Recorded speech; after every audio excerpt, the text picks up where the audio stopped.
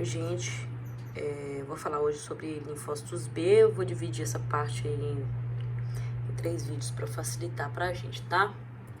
Então, começando aqui,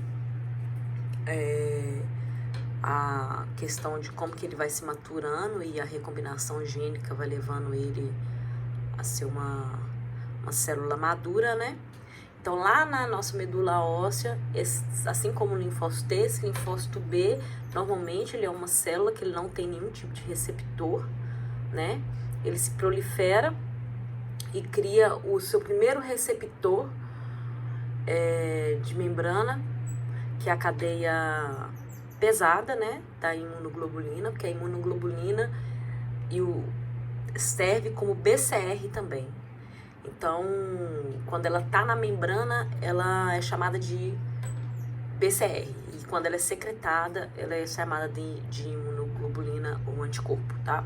Então, se eu não consigo fazer essa cadeia pesada de forma efetiva, essa célula ela vai entrar em apoptose. Se ela consegue, ela se prolifera. E aí eu vou ter a criação agora de uma célula imatura, que agora ela vai ter os dois receptores, que vai ser a cadeia pesada e a cadeia leve da imunoglobulina, que a gente vai ver como que funciona cada uma dessas cadeias bonitinhas. Caso eu não consiga ter essa célula também, ela vai entrar em apoptose, beleza?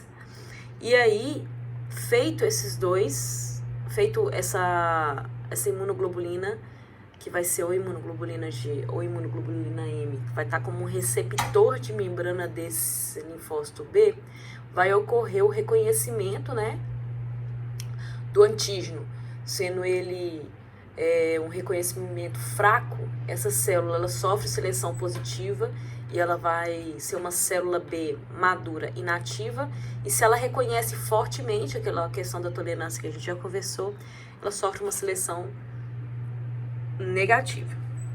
E aí, como que funciona nessa recombinação gênica para eu conseguir gerar esse BCR de forma efetiva? Então, a gente entra na questão da recombinação gênica VDJ-C, que assim como no linfócitos T. Então, a primeira coisa, a gente tem a ligação, né, da cadeia da cadeia D mais J, formando o complexo DJ. Depois eu tenho a junção a esse complexo, a cadeia, o gene V, né?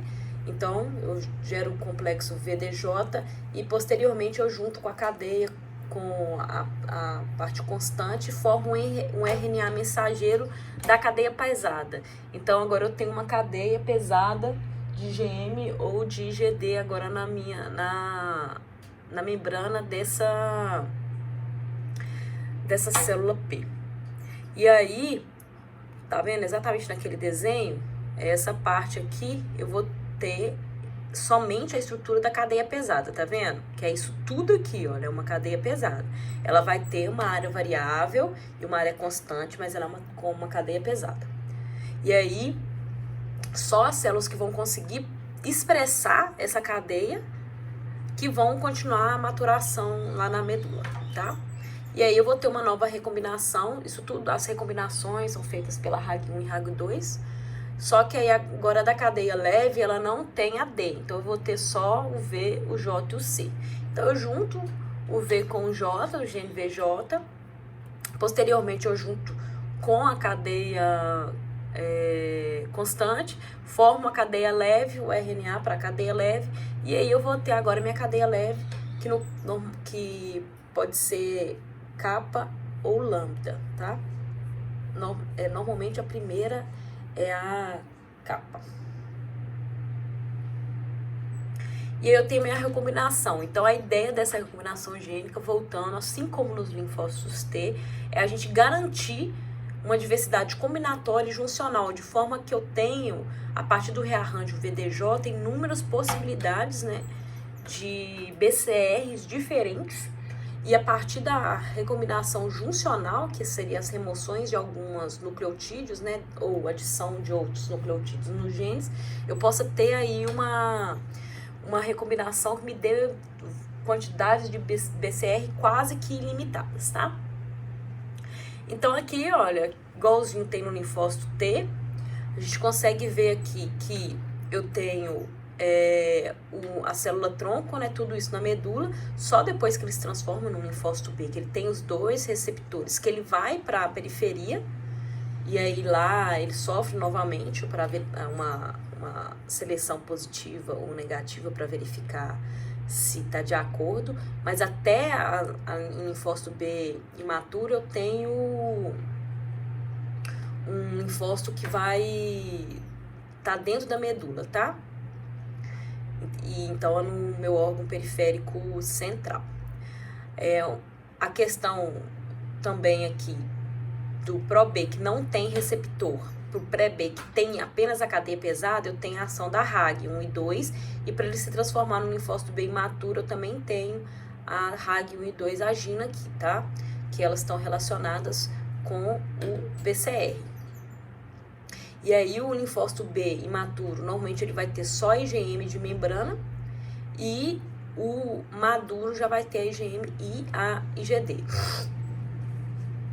Então, o que a gente tem que ver aqui, principalmente aqui, a pré-B, ela tem a expressão tanto da cadeia pesada desse PCR, como essa imunoglobulina alfa e beta, que são correceptores, que funcionam da mesma forma que funcionam no linfócito T, os correceptores do linfócito T. A imatura, ela vai ter a expressão da cadeia leve, capa e lambda, primeiramente, normalmente. O linfócito tem a capa, e aí, quando ele tem uma ligação muito forte com o antígeno, pode ter uma reedição desse receptor, e aí a cadeia leve dele passa a ser a cadeia lambda, tá? E aí ele sofre, né, a ligação com o antígeno próprio. Se ele tem uma ligação fraca a esse antígeno, ele continua na maturação. Se ele tem uma ligação muito forte, eu posso ter ou a reedição do receptor, ou a anergia, ou a apoptose. E aí a célula B, quando ela chega lá no meu órgão periférico, aí ela vai apresentar agora as duas imunoglobulinas da membrana, tanto a IgM quanto a IgD. E aqui a gente está vendo o nosso BCR. Então aqui, ó, tem um outro slide que vai explicar melhor, mas aqui eu tenho a cadeia pesada, que é essa de roxinho, e a cadeia leve, que é essa aqui meio amarela, tá? E aqui eu tenho os correceptores. Para que eu tenho correceptores? Porque a imunoglobulina, ela tem uma cauda muito curta, e aí esses receptores servem para transduzir o sinal para dentro dessa célula, para que ela possa agir, né, ou secretar IgM, ou ela mudar o receptor, tá? E a função, né, do BCR é reconhecer antígenos específicos, é para isso que serve um BCR. E aí, ok, eu cheguei, tenho agora a célula lá no meu órgão periférico, ela já é considerada uma célula madura, ela sofreu lá as seleções e ela tá com os receptores dela certinhos, tá? Então, eu vou ter 3 tipos de linfócitos B. Eu tenho o linfócito B1, que ele normalmente é do fígado fetal, tá? Ele é mais relacionado até com o sistema imuninato. Então, ela é uma célula que ela não é ativada pelo linfócito T efetor, ela é T independente.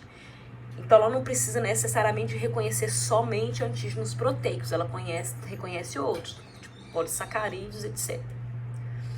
E aí, o que acontece é que ela possui uma diversidade muito limitada de receptores, e o local que ela está mais presente é no peritônio e nas mucosas. E aí, o que acontece é que elas são autorrenováveis, elas não são muito produzidas lá na medula, tá? E aí, elas vão secretar anticorpos naturais, só que eles normalmente têm uma baixa afinidade pelo antígeno. Então, aqui a gente vê, olha, que ela tem em membrana somente o IgM, tá vendo? E tem esse receptor CD5.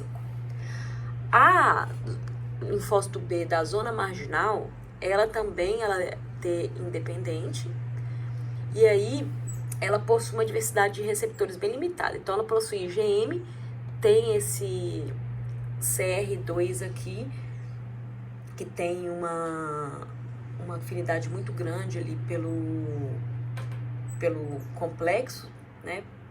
Pelas proteínas do complexo, quando elas são marcadas, e ela só tem IgM.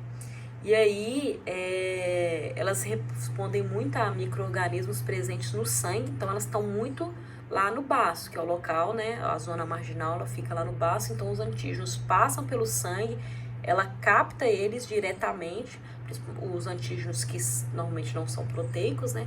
Capta, reconhece e promove uma ação contra, tá? E aí o que acontece é que ela não possui células de memória, nenhuma das duas, né? Possui células de memória, tá? Aí agora a linfócito B folicular, essa aqui é que é a APC, tá? Então ela vai precisar de um linfócito T para que ela possa se ativar. Ela vai reconhecer somente antígenos proteicos. Ela expressa tanto IgM e IgD na sua membrana. Ela tem aquela capacidade de recirculação que a gente comentou dos linfócitos T, que ela sai de um linfonodo, passa um tempo lá, se não tem nenhum antígeno, ela sai desse linfonodo, vai para o outro, e vai para o outro, vai para o outro, cai na veia cava, entra lá no baço e de novo vai para linfonodo, linfonodo, linfonodo, tá? E aí ela tem uma capacidade também de mudança de isotipo que é proporcionada por citocinas que o linfócito T secreta, e ela apresenta células de memória, que são as células que têm a maior maturação de afinidade em relação ao antígeno. A gente vai ver isso mais pra frente. Aqui só lembrando então da recirculação, né? Ela corre normalmente para os linfócitos B inativos, né? Eles ficam se movendo para aumentar a chance de encontrar, né, um antígeno. E aí o que ele faz é que a célula bem matura, ela tá lá na polpa vermelha do baço, à medida que ela vai se maturando, ela vai para a polpa branca, passa a ser um linfócito bem maduro, que é um linfócito folicular, né? Cai na circulação sanguínea, depois cai na linfagem, vai de linfonodo em linfonodo, pela veia do endotélio alto, e aí para os folículos linfóides lá dentro dos linfonodos, lembrando que quando a gente estudou órgãos linfóides, os linfócitos B ficam em um local, né, que é os folículos, né, e os linfócitos T ficam naquela zona pré-folicular, né, então eles não ficam no mesmo ambiente, tá? E aí o que acontece é que o que faz um linfócito ir para esse folículo é a presença de receptores, né, que vão reconhecer algumas quimiocinas que são secretadas, né, por células dendríticas foliculares residentes, ou então células lá do estromo do folículo. Então, quando elas vão caminhando, elas se direcionam a esse folículo por causa dessa quimiocina aqui, que é secretada, e aí eles apresentam esse receptor. E aí, quando eles vão fazendo, né, para eles poderem irem de local em local, o que vai acontecer é mais ou menos a questão daquele rolamento que a gente vê dos neutrófilos lá na inflamação. Então, isso aqui é uma recirculação de linfócito T, tá? Porque no B eu não achei isso no livro, mas é basicamente a mesma coisa. Então, aqui, ó, a vênula do endotélio alto, tá vendo? Faz com que o linfócito B entre aqui no linfonodo, ele passa pelo linfonodo 1, não tem nada, ele não reconhece, ele vai para o linfonodo 2, se não tiver nada e ele não reconhecer, ele sai, beleza? Cai na corrente sanguínea, lá na cava superior, passa lá pelo baço, depois ele cai de novo lá, entra no linfonodo pela veia do endotélio alto. Beleza. E aí ela vai no primeiro linfonodo, no segundo, e ela vai e encontra um antígeno lá proteico que está sendo apresentado, né, por uma célula dendrítica que veio, ou pode reconhecer diretamente principalmente no sangue, né, quando epítopos de antígenos que estão circulantes no sangue. Ela vai se maturar. No caso da linfócito B, se for T dependente, ela precisa do linfócito T aqui, mas na verdade o que vai acontecer é que ela vai maturar, às vezes mudar o isotipo dela, e aí ela vai entrar na corrente sanguínea e vai chegar lá no local da inflamação e vai fazer a secreção das imunoglobulinas. Então, como que funciona essa ativação? O reconhecimento do antígeno é feito pelo BCR, E aí eu sempre preciso de 2 sinais. Sempre. Então eu preciso de um sinal que vem proveniente do BCR e de um segundo sinal. Esse segundo sinal, ele pode vir pela ligação com uma proteína de complemento, por receptores de reconhecimento padrão, principalmente do tipo TOL, por uma ligação cruzada, ou se for, no caso, nesses 3 casos, se for um linfócito B T independente, e se for uma célula, e pode ser por ação de um linfócito T auxiliar, quando então tiver ação de antígenos proteicos, tá? Aí agora primeiro a gente vai ver como que funciona a ação da ativação dos linfócitos B, que são T independentes, tá? Então eu vou trabalhar sempre ou com o B1, o linfócito B1, ou com o linfócito B2 da zona marginal. São mediados aí por antígenos não proteicos, então polissacarídeo, glicolipídios, ácidos nucleicos, tá? Como eles são T independentes, eu não tenho a colaboração do linfócito T auxiliar.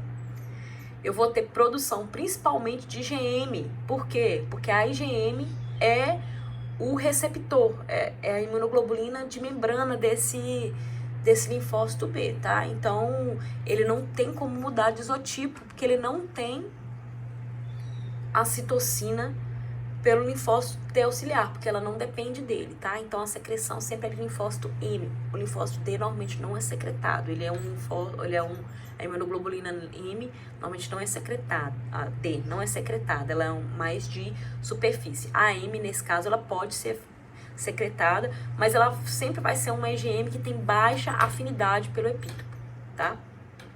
E aí eu tenho 3 modos, né, de ativação que a gente acabou vendo, que é pelo sistema complemento, pelo receptor TOL ou pela relação de mais de um BCR em relação ao antígeno.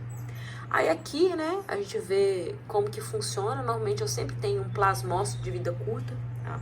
O que é um plasmócito? Plasmócito é quando eu tenho a alteração eu tenho a ativação desse linfócito B, ele se transforma em um plasmócito secretor de imunoglobulina. Então, ele vai secretar a imunoglobulina, tá? Então, quando eu tenho secreção de imunoglobulina, é ele que tá agindo. Porque o linfócito B, ele age, é uma resposta humoral, ele secreta imunoglobulina. Ele não tem ação pelo reconhecimento. Ele reconhece por uma imunoglobulina, normalmente IgM ou IgD, né? Que vai estar na superfície, que é o BCR. Se diferencia em plasmócito, e ao se diferenciar de plasmócito, ele secreta a imunoglobulina. No caso do T independente, ele vai secretar a imunoglobulina G, imunoglobulina M. E aí, como é que funciona? Então, eu tenho aqui, ó, a primeira vez que eu tive contato com o antígeno, tá? Então, eu tenho, primeiro, a seleção, né, do linfócito B, que vai reconhecer aquele antígeno. Ele vai se expandir para poder, ele vai se transformar em plasmócito, vai se expandir para ele poder secretar as imunoglobulinas. Vai ter uma fase aqui estacionária, na qual ele está combatendo, né, esse antígeno, e logo depois ele entra em declínio por apoptose, chegando a quantidade que eu tinha anteriormente, tá vendo? Então, eu não tenho memória imunológica. Quando eu tenho o segundo contato, eu vou passar pelo mesmo processo, tá? Então, esse é um diferencial lá do linfócito T dependente, tá bom? E aí, beleza, ele é ativado por sistema complemento, ele é ativado quando eu tenho o receptor do tipo TOL e ele é ativado quando eu tenho mais de um BCR. Quando é pelo sistema complemento, o que acontece é que eu tenho o reconhecimento, né, do C3D, vocês lembram do sistema complemento? Então, o C3D, ele vira uma opsonina, ele se liga lá no patógeno, tá vendo? Isso aqui seria o C3B e esse aqui é um antígeno do patógeno, tá? Então, o que vai acontecer é que o receptor CR2 ou CD21 vai reconhecer esse C3 que está ligado no patógeno, e o BCR vai reconhecer o antígeno diretamente. Então, o BCR, reconhecendo o antígeno, manda o primeiro sinal, E aí, quando o receptor CD21 reconhece o CD3 que está ligado, né, no sistema complemento ligado aqui nesse patógeno, ele manda o segundo sinal. Quando acontece isso, eu tenho uma ativação do linfócito B, e aí ele consegue efetuar o ataque a esse antígeno. Quando é do tipo TOL, é basicamente a mesma coisa. Então, eu tenho a interação da imunoglobulina com um antígeno, mandando o primeiro sinal, e o tipo TOL reconhece também um epítopo desse antígeno, mandando o segundo sinal. E aí esse linfócito vai se diferenciar em plasmócito e secretar a imunoglobulina. Outra forma é quando 2 BCRs ou até mais reconhecem, né, epítopos iguais. Então, por que, por exemplo, isso não acontece quando é proteína? Normalmente a proteína ela não tem grandes epítopos diferentes, entendeu? Mas, por exemplo, um açúcar, ele vai ter. Então, eu vou ter o BCR reconhecendo... o BCR reconhecendo aqui, e aí depois, logo em seguida, eu tenho o mesmo epítopo que aí outro BCR está reconhecendo, logo em seguida eu tenho outro epítopo que esse BCR está reconhecendo. Normalmente aqui são antígenos maiores, tá vendo?